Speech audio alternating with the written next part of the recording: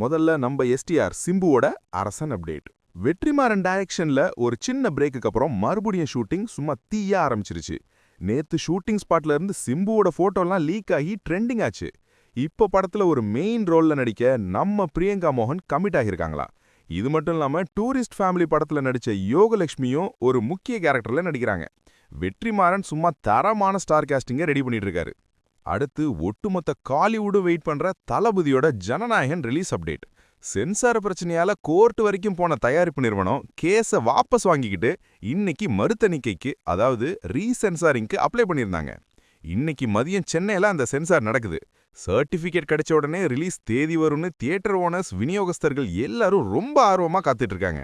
ஆனா தமிழ்நாட்டுல எலெக்ஷன் தேதி வந்துட்டதால எலெக்ஷன் முடிஞ்சதுக்கு அப்புறம் தான் படம் ரிலீஸ் ஆகும்னு கிட்டத்தட்ட கன்ஃபார்ம் ஆகியிருக்கு.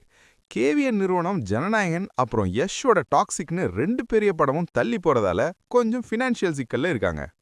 அடுத்ததா சூர்யா அண்ணன் ஃபேன்ஸுக்கு ஒரு ஸ்பெஷல் ட்ரீட். வெங்கி அட்லூரி இயக்கத்துல சூர்யா நடிச்சிட்டு இருக்க விஸ்வநாத் அண்ட் சன்ஸ் படத்தோட டீசர் இப்போ வெளியாகி பட்டையை கிளப்பிட்டு இருக்கு. இந்த டீசர்ல சூர்யா ஒரு மாசான சர்வதேச துப்பாக்கிச் சுடும் வீரரா, இன்டர்நேஷனல் ஷூட்டரா வராரு. 40 வயசுலயும் தன்னோட கனவுகளை துரத்துற சூர்யாவை 20 வயசான மமிதா பைஜு லவ் பண்ற மாதிரி ஒரு வித்தியாசமான எமோஷனலான காதல் கதையா இது உருவாகியிருக்கு. சூர்யாவோட ஸ்டைலான லுக்கும் ஜிவி பிரகாஷோட மியூசிக்கும் சும்மா அனல் பறக்குது. படம் வர்ற ஜூலை மாசம் தியேட்டருக்கு வருது. அடுத்ததா நம்ம எஸ்கே சிவகார்த்திகேயன் அப்டேட். தாய் கிழவி வேலைகளை முடிச்சுட்டு ஃபேமிலியோட ட்ரிப்பு போன எஸ்கே திரும்பி வந்த உடனே மதுரையில் நடக்கிற சேயோன் ஷூட்டிங்ல கலந்துக்க போறாரு. அதை முடிச்ச கையோட பார்க்கிங் பட டைரக்டர் ராம்குமார் இயக்கத்துல ஒரு படம் பண்ண போறாரு. பேஷன் ஸ்டுடியோஸ் தயாரிக்க பேச்சுவார்த்தை நடந்துட்டு இருக்கிற இந்த படத்துல எஸ்கேவுக்கு தங்கச்சியா நடிக்க மாளவிகா மனோஜ் கிட்ட பேசிட்டு இருக்காங்களாம். அவங்களும் ஓகே சொல்லிட்டாங்க. சிம்பு நடிக்க பூஜை போடப்பட்ட ஒரு கதையில தான் இப்போ எஸ்கே நடிக்கிறாரு. சேயோன் மாதிரியே இதுவும் ஒரு ஷார்ட் டைம் ஷூட்டிங் படமாம்.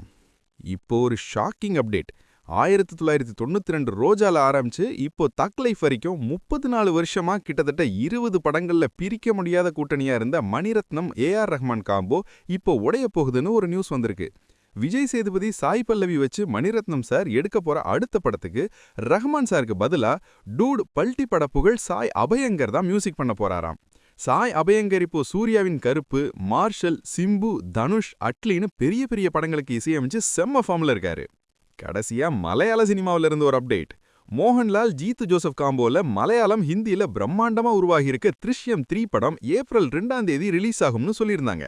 ஆனா கேரளாவில் 9ஆம் தேதி சட்டமன்ற எலெக்ஷன் வரப்போறதால தியேட்டர் பிசினஸ் பெரிய அளவுல பாதிக்கும்னு சொல்லி ரிலீஸ் தேதியை தள்ளி வைக்க படக்குழு அதிரடியா முடிவு பண்ணிருக்காங்களாம்.